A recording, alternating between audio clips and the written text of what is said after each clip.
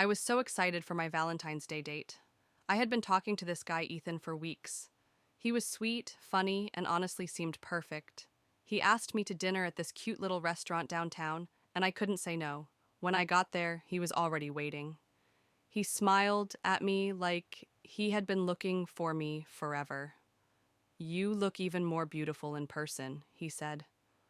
Dinner was odd. He kept staring at me, barely touching his food.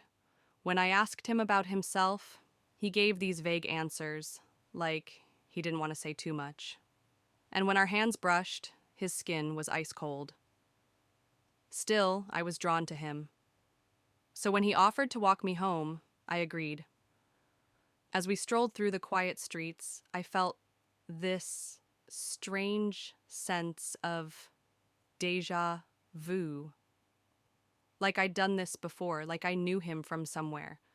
When we reached my apartment, he looked at me with this sadness in his eyes. "You don't remember me, do you?" I laughed nervously. "Should I?" He just sighed.